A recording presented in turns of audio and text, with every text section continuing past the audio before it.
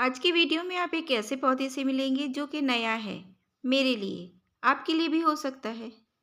इस पौधे में इतनी खूबियां हैं, कमी सिर्फ एक है, लेकिन वो मैं डिस्कस करूंगी तो आपका पसंदीदा पौधा बन सकता है। अस्सलाम वालेकुम friends, welcome to my channel Shabnoor Ali. Side में आ रही इस पिक को देखकर आप पहचान सकते हैं कि ये किस प्लांट से मिलता जुलता है और आप समझ जाएंगे कि ये फ्लावरिंग प्लांट कौन सा है। जी हाँ, ये रतन जोत का प्लांट है जिसको कि हम जट्रोफा बोलते हैं। इसको ज़रा गौर से देखिए, ये हैं इसके सीड्स पॉड। देखिए, पत्तियों का शेप देखिए, अंजीर का भी पौधा मैंने ऐसे ही दिखाया था। और जो हमारे घरों में, हमारे गमलों में लगा होता है जट्रोफा का प्लांट, फ्लावरिंग प्लांट, इस तरह के रेड कलर के छोटे छोटे खूबसूरत स्टॉक में फ्लावर्स आते हैं, वो आपने देखा होगा। तो जट्रोफा की काफ़ी सारी वैरायटीज़ होती हैं। एक आपने सुना होगा जमाल गोटा, जट्रोफा वो भी होता है। एक ये है जट्रोफा जिसकी पत्तियां 3 उंगलियों की तरह लगती या किसी अरंडी के पेड़ की तरह लगती हैं। तो मैंने शुरू में जब इसको इस प्लॉट पर लगा हुआ देखा, खरपतवार समझ रही थी मैं, फिर मैंने पूछा 2-4 लोगों से तो वो कहने लगे अरे बस जंगली घास है। लेकिन ये मुझे इतना खूबसूरत लग रहा था, पता नहीं मुझे क्या हो रहा था कि मैं इसको जानूं, इसको लगाऊं। और इसकी स्टेम्स आप देखेंगे तो ताज्जुब में रह जाएंगे। जैसे कि एडेनियम की ब्रांचेस होती हैं, वैसी इसकी ब्रांचेस थी फूली हुई। इसीलिए शायद इसको एक नाम बॉटल प्लांट भी कहते हैं। तो अगर इसको एडेनियम की तरह ग्रो करेंगे तो ये कंटेनर में बहुत अच्छा लगेगा। और इससे बोनसाई भी बनाया जा सकता है। आप सोच रहे होंगे कि मैं बता इतना कुछ रही हूँ और मैं पहली बार इस पौधे को देख रही हूँ। जी, मैंने इसकी एक पिक ली और गूगल पर सर्च किया, तब इसका नाम रतन जोत आया, जट्रोफा आया, दूसरी वैरायटी आई। तब मैं इसके बारे में आपके साथ वीडियो शेयर करूँगी ही करूँगी। शायद ये प्लांट आपको अपने घर में ऐड करना हो। खुशनसीबी मेरी ये कि मुझे एक न्यू प्लांट ऐड करने को मिला। लेकिन दिक्कत ये हुई कि मैं जब इसकी वीडियो बनाने लगी तो गैलरी फुल हो गई। फ़ोन हैंग करने लगा, कैमरा चला नहीं, तो फिर मैंने कटिंग कैसे निकाली, पौधा कैसे निकाला, ये मैं शूट नहीं कर पाई। इंग्लिश में इस वैरायटी को कहते हैं जट्रोफा पोडेग्रिका। और अडेनियम की तरह इसका कोडेक्स मोटा हो जाता है, बुद्धा बेली की तरह गोल गोल, तो फिर उसकी वजह से इसको नाम दिया गया शायद बुद्धा बेली प्लांट। कटिंग और सीड्स दोनों से ग्रो कर सकते हैं, पूरा साल इसमें फूल देखे जा सकते हैं। मैंने कुछ बीज लिए भी थे, लेकिन वो पूरी तरह ब्राउन नहीं थे, इस वजह से उससे भी हम ग्रो नहीं कर सकते। उसे कुछ दिन रख देंगे, उसके बाद ग्रो करेंगे।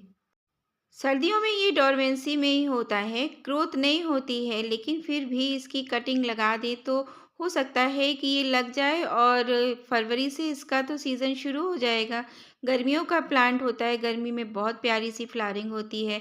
फरवरी में इसमें खाद भी दी जा सकती है, कटिंग से ग्रो भी कर सकते हैं। सीड्स जिधर जिधर स्प्लिट हो जाते हैं अपने आप, वहाँ ये ग्रो होता है। लेंटाना की भी मैंने एक कटिंग ली थी, देखिए लगा दी है, शायद ये भी ग्रो हो जाए। एक ख़ास चीज़ मैं आपको बताना चाहूँगी, मैंने वहाँ से मोरंग में से कुछ पत्थर भी बटोरे थे। ख़ास चीज़ ये है, ये देखिए, एडेनियम की तरह लग रहा ना इसका ये स्टेम।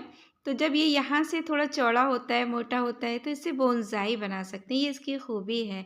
लेकिन काम करते टाइम आप एक ख़याल रखिएगा, ये प्लांट थोड़ा-सा पॉइज़नस हो सकता है।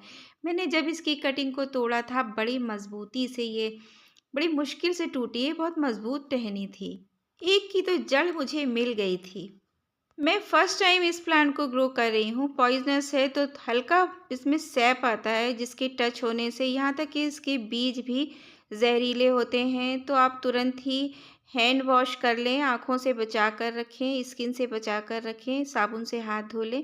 हो सकता है कि इचिंग हो जाए, खुजली होने लगे, तो इतना केयर तो करनी ही करनी पड़ेगी। बीज भी इसके जहरीले ही होते हैं।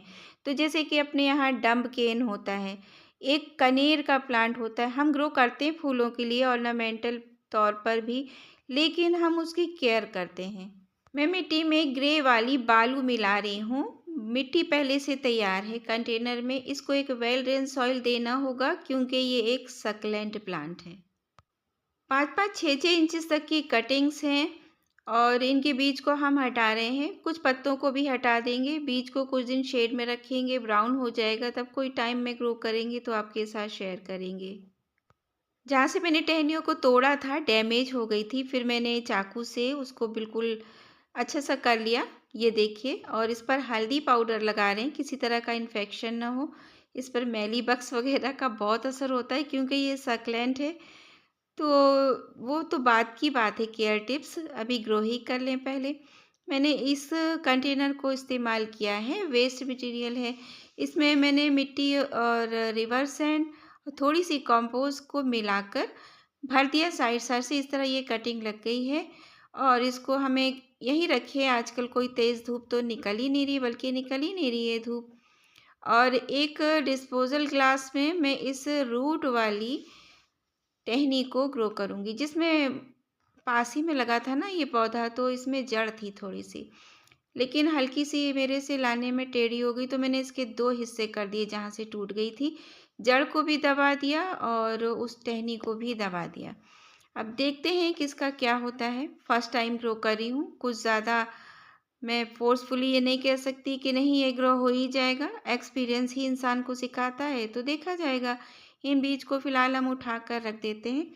थोड़े और ब्राउन हो जाएँगे तब देखते हैं कि क्या होता है।